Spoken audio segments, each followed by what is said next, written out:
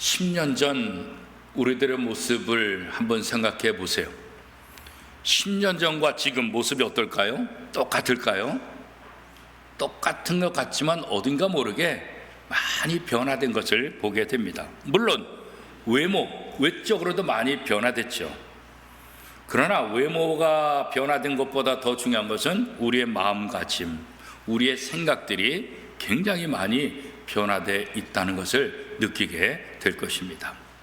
그런데 우리의 외모가 변하고 우리의 생각과 마음 자세가 변한다 할지라도 변하지 말아야 될 것이 있습니다. 그것은 바로 하나님을 사랑하고 섬기는 신앙입니다. 신앙은 변해서는 안 됩니다. 신앙은 더 견고하게 서야 하는 것입니다. 엘리야 시대 바알에게 무릎을 꿇지 않는 7,000명의 사람이 있다라고 성경은 증언하고 있습니다. 그렇듯이 남한국 유다 쇠퇴기에 믿음을 지키고 하나님께 인정받은 사람들 공동체가 있었습니다. 그들은 신앙의 절개를 끝까지 지키면서 우상 숭배하지 않았습니다. 악으로 어두워진 세상에서 별과 같이 빛나는 그런 삶을 살았던 사람들입니다. 예레미야 선지자는 오늘 본문에서 아주 특별한 공동체를 우리에게 소개하고 있습니다. 그 특별한 공동체는 조상들이 정해준 삶의 원칙을 통해서 거룩한 삶을 살았던 사람들입니다. 무엇보다도 우리는 예레미야 선지자가 소개하는 이 공동체를 통해서 어떻게 우리가 거룩함을 유지할 것인가, 무엇보다도 변함없이 어떻게 하나님을 사랑하는 삶을 살 수 있을 것인가, 이런 부분에 있어서 많은 도움이 될 수 있을 것입니다. 오늘 본문의 시대적 배경을 1절 말씀은 이렇게 말합니다. 1절 우리 한 목소리를 같이 한번 읽겠습니다. 유다 왕 요시아의 아들 여호야김 때에 여호와께로부터 말씀이 예레미야에게 임하여 이르시되, 어느 때라고 말하고 있어요? 유다 왕 요시아의 아들 여호야김 때, 이렇게 말하고 있어요. 구약 학자들에 의하면 이때가 대략 주전 605년에서 606년 정도 될 것이다, 이렇게 학자들은 주장하고 있어요. 그러니까 이 구약 학자들의 이야기를 따르면 적어도 이때는 지금으로부터 2600년 전 이야기다, 이렇게 이제 볼 수가 있지요. 예레미야가 소개하는 이 거룩한 공동체는 바로 레갑 자손들의 공동체다. 예레미야가 이 레갑 자손들을 소개하고 있습니다. 이 레갑은 모세의 장인 호밥의 후예들입니다. 그 아들 요나답은 경건한 가문을 일으킨 조상으로 아주 유명합니다. 그는 200여 년 전에 예후와 함께 더불어 나라를 새롭게 하는데 공을 세웠던 사람이기도 합니다. 그런 요나답이 후손들에게 두 가지 원칙을 제시했습니다. 대부분의 강력범죄는 술과 직접적으로 연관이 참 많습니다. 또 대부분의 범죄는 쾌락과 재물에 대한 과도한 욕심 때문에 일어난다고 생각을 했습니다. 그래서 요나답은 첫 번째, 이 레갑의 후손들이 지켜야 될 원칙을 뭐라고 얘기했냐면, 나시린의 규례를 따라 영영이 포도주를 마시지 말라, 그런 것입니다. 술 문제 때문에 늘상 문제가 일어나게 되고 실수를 하기 때문에 그렇습니다. 어느 날 하나님은 예레미야에게 이 레갑의 후손들을 다 모아서 성전에는 한 방으로 데리고 가라. 그리고 오늘 본문 예레미야 35장 5절에 보니까 포도주가 가득한 종지와 술잔을 놓고 마시라, 이렇게 명령했어요. 아니, 하나님 왜 이런 명령을 내리셨을까? 왜 경건하고 왜 하나님 앞에 인정받는 레갑 후손들을 다 모아가지고, 그것도 성전의 한 방에 모아서 왜 포도주를 마시라, 이렇게 명령을 하셨을까? 종교개혁가인 깔뱅은 이 본문을 해석하면서 아마도 이 성전에서 제사장들의 잘못된 모습들을 지적하기 위해서 아마 이 레갑의 후손들을 보여줬을 것이다, 이렇게 이제 얘기하기도 해요. 그런데 오늘 본문들을 가만히 살펴보면 이 레갑 사람들을 성전으로 데려간 이유가 뭘까? 그건 다른 거 아니에요. 그들의 태도, 그들의 신앙 원칙을 그 당시 최고의 종교 지도자들과 유다 백성들 앞에서 보여주기 위함입니다. 이 어두운 세상에, 이 타락한 세상에 이렇게 거룩한 삶을 사는 공동체, 그 후손들이 있다. 그래서 이 하나님은 예레미야를 통해서 이들을 불러 모았던 것 같아요. 예레미야 위에 성전에 모이게 된 레갑 후손들, 예레미야의 권유에 따라서 포도주를 다 갖다 놓고 또 술잔도 갖다 놓고 마시라 이렇게 얘기했는데, 이 레갑 후손들은 어떻게 말합니까? 예레미야 35장 6절 전반절에 보니까 우리는 포도주를 마시지 아니하겠노라 이렇게 말했습니다. 아니, 하나님이 예레미야 선자를 통해서 말씀하셨는데 우리 마시지 않겠습니다. 그 이후 35장 6절 후반절에 이렇게 말합니다. 레갑의 아들 우리 선조 요나답이 우리에게 명령하여 이르기를 너희와 너희 자손은 영원히 포도주를 마시지 말라 이렇게 명령했기 때문에 우리는 우리 조상의 말에 순종함으로 포도주를 마시지 않겠습니다. 그렇게 이야기를 하고 있는 거예요. 사실 포도주를 금하는 것은 모든 이스라엘 백성들이 따라야 되는 규례가 아니에요. 왜요? 이스라엘 백성들은 포도 농사를 하잖아요.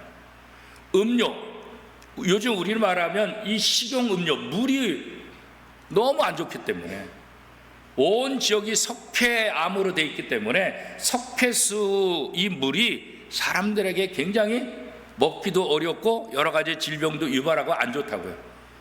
그래서 이스라엘의 포도 농사를 많이 하는 이유는 이 포도 농사를 통해서 물 대신 식용으로 포도주를 사용하기 때문에 그런 거예요. 그러니까 모든 사람들이 포도주를 금하라 이렇게 말하고 있지는 않아요.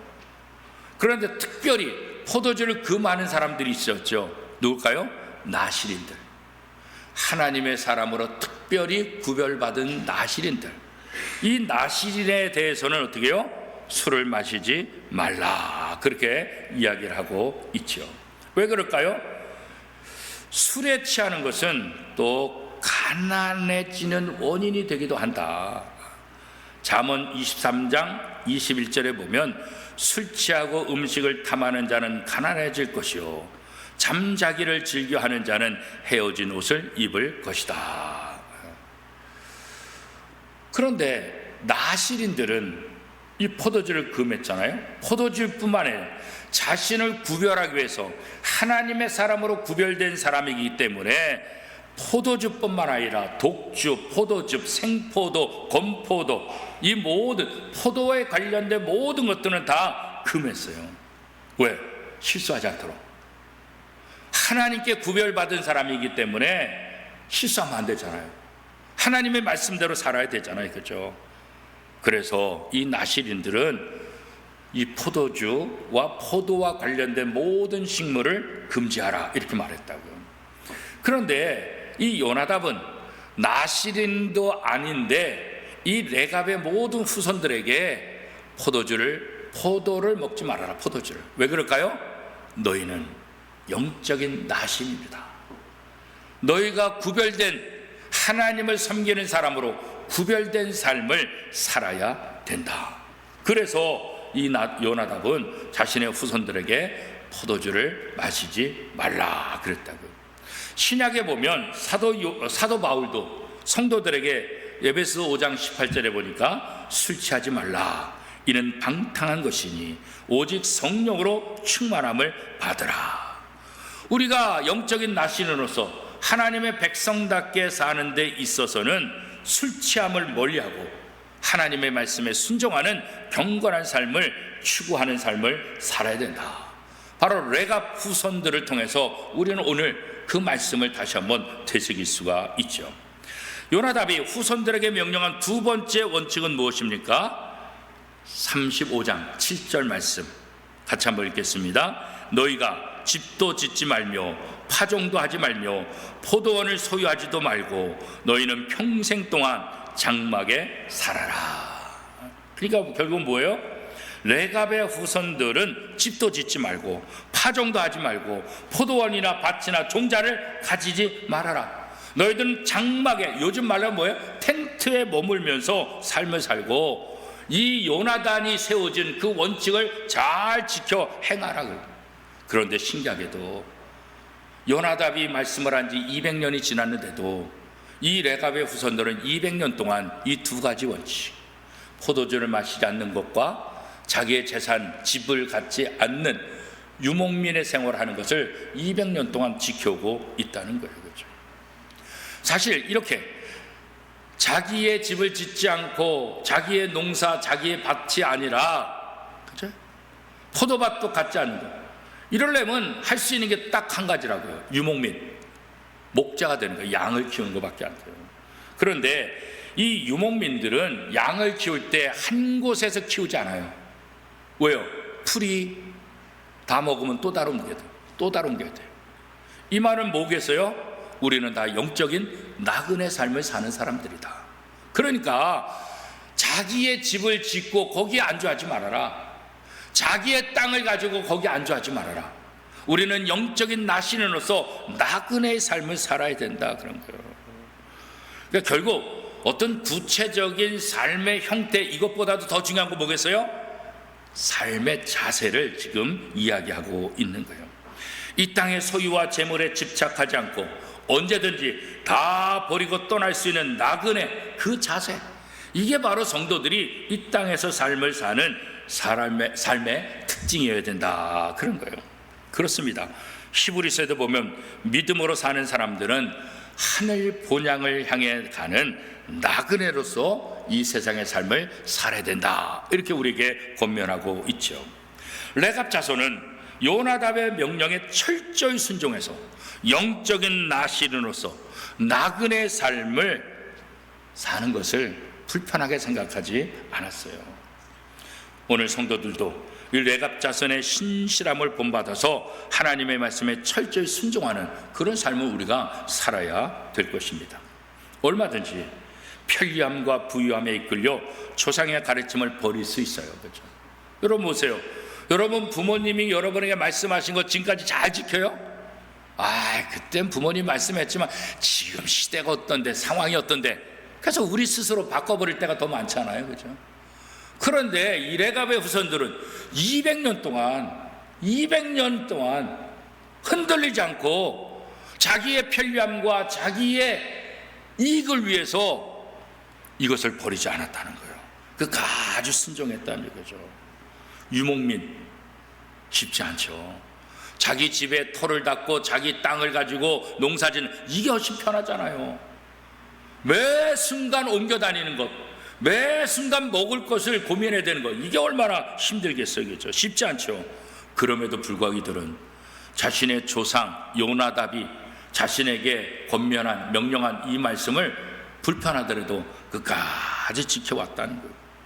그렇게 함을 통해서 하나님이 인정하는 명문 가정, 명문 가문, 하나님이 기뻐하는 그런 공동체가 될 수 있었던 거예요. 세속에 물들지 않고 경건한 삶을 살아가는 이 레갑의 후손들. 예수님은 보물이 있는 곳에 내 마음이 있다, 그렇게 말씀하셨죠. 이 땅에 보화를 쌓아두지 말고 하늘에 보화를 쌓아두어라, 그렇게 말씀하셨습니다. 하늘에 보화를 쌓아두는 방법이 뭘까? 그건 다른 것 아니다. 너가 가지고 있는 소유를 팔아서 가난한 사람들을 구제하라. 그게 바로 하늘에 보화를 쌓아두는 것이다, 이렇게 말씀하셨죠. 그러니까 이 말씀은 뭐겠어요? 이 문자대로 오늘 우리의 재산을 다 팔아라, 그런 말이겠어요? 그것이 아니라 언제나 하나님의 나라를 바라보는 그런 삶을 살아야 된다. 우리가 바라볼 것은 이 땅이 아니다. 이 땅은 조금 있다가 다 사라진다. 우리는 이 땅에 모든 것 놓고 하나님이 부르면 가야 될 존재들이다. 하늘의 나라를 향해 가는 나그네 삶을 사는 것이다. 그래서 사도 바울도 골로새서 3장 2절 말씀에 보면 위의 것을 생각하고 땅의 것을 생각하지 말라. 나그네 삶은 철저히 지금 내가 있는 이곳을 생각하는 것, 그게 나그네 삶이 아니에요. 내가 앞으로 나아갈 곳, 그것을 바라보는 거예요. 우리가 가야 할 천국을 향하는 것, 그거 바로 영적인 나그네의 삶의 중요한 모습이라는 거죠. 레갑 자손이 요나답의 교훈에 순종한 것처럼 성도들도 하나님의 말씀에 순종함으로 거룩한 또 영원한 하나님 나라를 향해 가는 나그네의 삶을 우리가 이 땅에서 시작을 해야 할 것입니다. 이 땅의 삶이 전부인 것처럼 살아가다 보면 이 땅에 너무 얽매여요. 그렇죠? 이 땅의 가치가 최고라고 생각하게 되면 이 땅에서 눈을 떼질 못해요. 하나님의 나라를 볼 수가 없는 거예요. 그렇죠? 레갑 자손들은 선조 요나답의 명령을 후손들에게 대대로 전해줬어요. 자그마치 200년 동안 이 말씀을 전하고 지키는 그런 삶을 살아왔다고요. 200년이 넘는 세월 동안 후손들은 그대로 이 신앙의 전통을 지켜왔어요. 자기의 후손들에게 믿음으로 유산으로 이 명령을, 요나답의 명령을 철저히 전해요. 포도주를 마시지 말라, 이 땅에서 나그네 삶을 살아라, 그런 거죠. 좋은 신앙의 전통이 오랜 세월 변하지 않고 유지된다는 거, 이거 쉽지 않아요. 그렇죠? 왜요? 우리 인간의 악한 성품 때문에 그래요. 이기적인 욕심 때문에 그런 거예요. 그렇죠?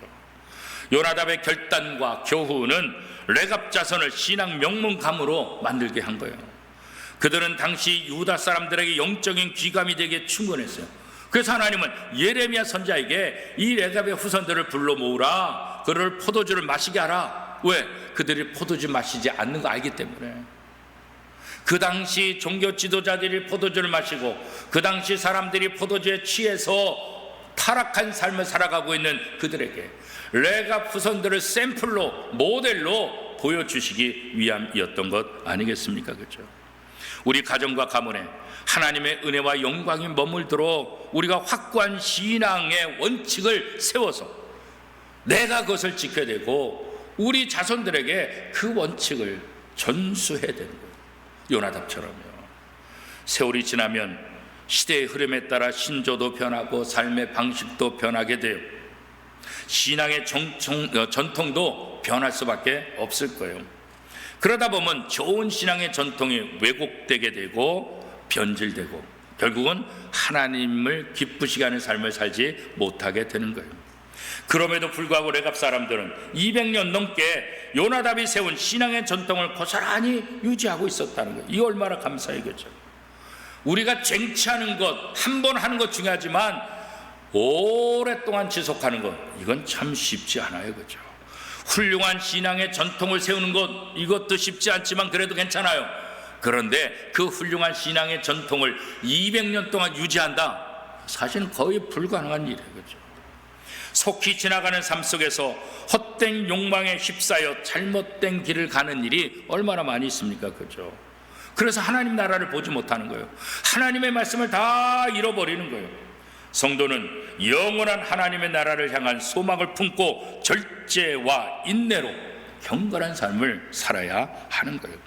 그 가운데 하나님의 은혜가 임하고 하나님의 나라가 임하게 될 것입니다. 물론 하나님을 바르게 섬기려면 무조건 레갑 사람들처럼 많은 것을 포기하고 다른 사람들과 무조건 다른 삶을 살아야 되냐? 그것을 얘기하고자 하는 것은 아니에요. 하나님이 부르신 소명에 따라서 이 세상 속에 살아가지만 이 세상 속에 동화되고 이 세상 때문에 변질되는 것이 아니라 이 세상 속에서 구별된 삶을 통해서 이 세상을 구원하는, 이 세상 속에서 하나님 나라 백성으로서 모델이 될 수 있는 그런 삶을 살아야 된다는 거죠. 미국의 펜실베니아 주의 공업도시로 유명한 피츠버그라는 시가 있습니다. 이 피츠버그 시는 인구가 많지 않아요. 그럼에도 불구하고 세계적인 재벌 기업인이 3명이나 나왔어요. 그 3명의 이름은 우리가 너무나 다 잘 아는 사람이에요. 강철왕으로 알려졌던 카네기가 있었고요. 그 다음에 멜론 금융그룹의 창업자인 멜론이라는 사람이 있었고요. 그 다음에는 우리가 너무나 잘 아는 사람이 있어요. 마요네즈와 피클 그리고 케첩 등으로 전 세계를 휩쓸었던 하인츠 식품, 우리나라도 하인츠 식품 있잖아요. 그 하인츠 식품의 창시자 헨리 존 하인츠, 이 3사람은 미국에서만 위대한 기업이 아니라 전 세계 위대한 기업인이에요. 그렇죠? 대단한 사람들이에요. 조그만 도시에 이렇게 세계적으로 대기업을 이끄는 3명의 사람이 배출됐다는 것. 이게 피츠버그시의 자랑이에요, 자랑. 그래서 이 3사람의 대기업가들도 이 자신의 고향에다가 자신의 이름을 딴 극장, 도서관, 박물관, 연구소, 학교 이런 것들을 경쟁적으로 짓기 시작했어요. 그리고 그 건축물들 앞에는 의뢰 뭐가 붙겠어요? 자기 자신의 이름, 카네기의 이름이 붙고 웰론의 이름이 붙고 그 다음에 어떻게 해요? 하인츠의 이름이 붙는 거예요.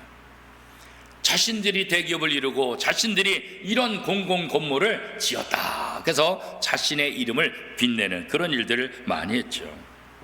그 중에 하나가 피츠버그 대학 안에 있는 하인츠 기념 예배당입니다. 사진에 보면 굉장히 아름다워요.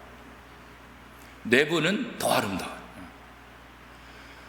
하인츠는 자기의 후손들에게 나의 어머니 그 하인츠 나를 기억해서 이 피츠버그 안에 위대한 교회를 지어라. 그래서 5년 동안 이 후손들이 최선을 다해서 교회를 지었어요. 그 교회 이름이 하인츠 기념 예배당이에요. 물론 그곳에 목사도 있어요. 그곳에 매주일 예배를 드려요. 그런데 이 예배당을 방문한 사람들의 글을 어떤 책에서 봤는데 뭐라고 써 있냐면 건물은 위대하고 웅장하고 아름다운데 하나님은 안 계신 것 같다 이렇게 들어요. 건물이 아무리 위대하면 뭐겠어요? 아무리 화려하면 뭐겠어요? 하나님이 안 계신 예배당, 그건 예배당이 아니에요. 거기에는 하인츠 그 사람만 드러나는 거예요. 대기업과 하인츠, 그 하인츠 가문, 하인츠와 하인츠의 엄마를 기념하는 예배당이지 하나님께 예배하는 예배당의 기능은 별로 찾아볼 수 없다는 거예요. 그래요.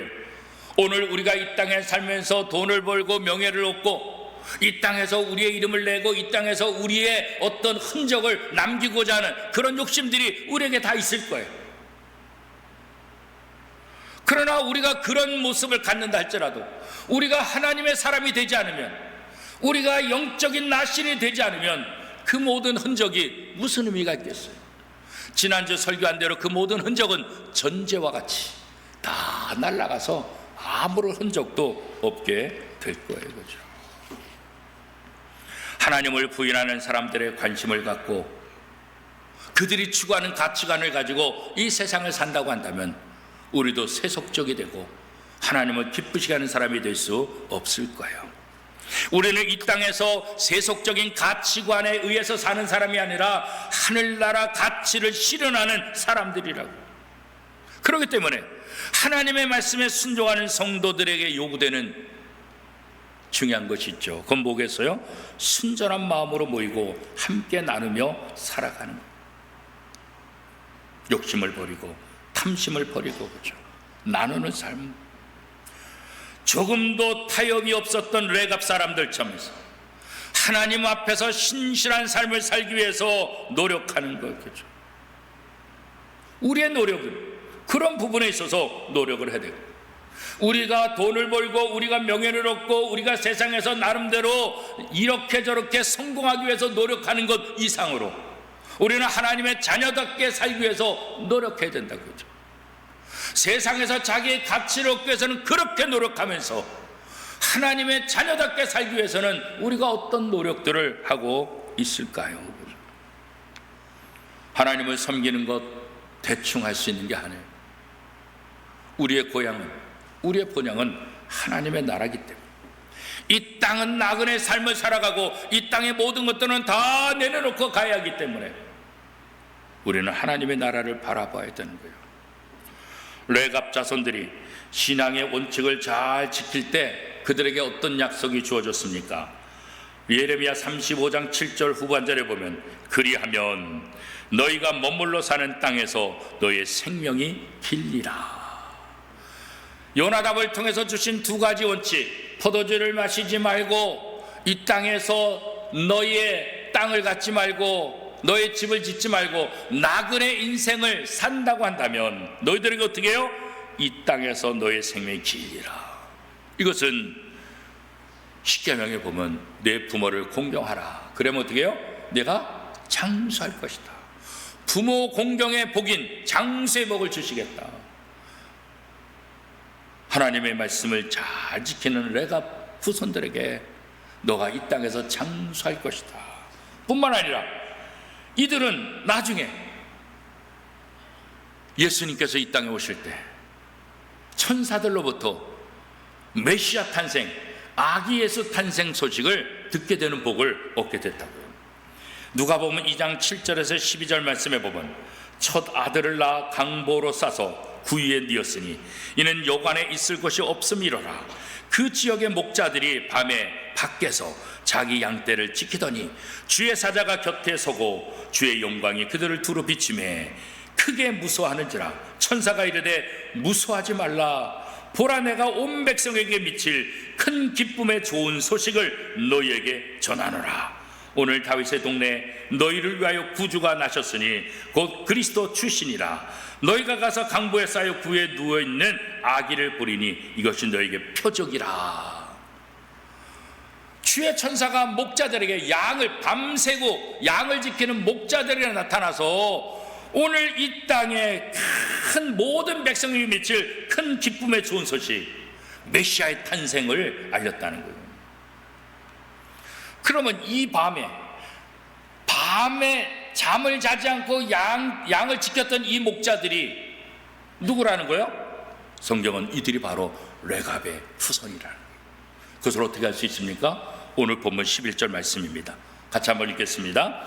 그러나 바벨론의 느부갓네살 왕이 이 땅에 올라왔을 때 우리가 말하기를 갈대아인의 군대와 수리안의 군대를 피하여 예루살렘으로 가자 하고 우리가 예루살렘에 살았노라. 그래서 바벨론의 침공 때 이들이 피해서 예루살렘으로 가게 되죠. 바로 그 예루살렘으로 피했던 레갑의 후손들이 메시아가 이 땅에 왔을 때 천사들로부터 성탄 소식을 전해들은 바로 그 목자들이라는 거예요. 오랜 시간 흘러서 600년이 흘러서 오늘 본문은 레갑의 후손들이 200년 동안 이 신앙의 전통을 지켰지만 예수님이 오실 때까지는 600년의 시간이 흐르면서 그것을 지켜나갈 때 누구보다도 어떤 사람이 경험하지 못했던 예수 그리스도의 탄생 소식을 그들이 직접 듣는, 누구로부터? 천사로부터. 그렇죠. 소돔과 고모라의 멸망은 의로운 사람 10명이 없어서 멸망했다고 성경은 말씀하고 있어요. 주님은 인자가 올 때 세상에서 믿음을 보겠느냐 탄식하며 계세요. 요나단과 같이 신앙의 원칙을 세워줌으로 자손들에게 신앙의 유산을 물려주는 조상, 오늘 저와 여러분이 이 조상이 돼야 돼요. 돈을 물려주고 명예를 물려주고 다른 거 물려주는 건 좋지만 요나단처럼 신앙의 원칙을 전수하는 것, 이 요나단의 모습이 오늘 우리의 모습이 돼야 된다고요. 또 우리와 우리의 후배들은 조상들이 전해준, 성경을 통해서 우리에게 전해준 신앙의 원칙들을 가벼이 여기지 말고 레갑의 후손들처럼 그 신앙의 원칙들에 순종하는 삶을 살아가는 것, 이것 또한 우리들의 역할입니다. 그렇게 할 때 레갑의 후손들이 우상 숭배와 악행으로 어두워진 유다 시대에 별처럼 빛나는 빛의 역할을 감당했던 것처럼 우리도 환난과 불의가 가득한 이 어두운 세상 속에서 더욱더 빛을 발하는 명문 신앙의 가문의 모습을 우리가 갖추게 될 것입니다. 그 은혜가 저와 여러분 그리고 우리 후손들에게 이어지기를 축복합니다.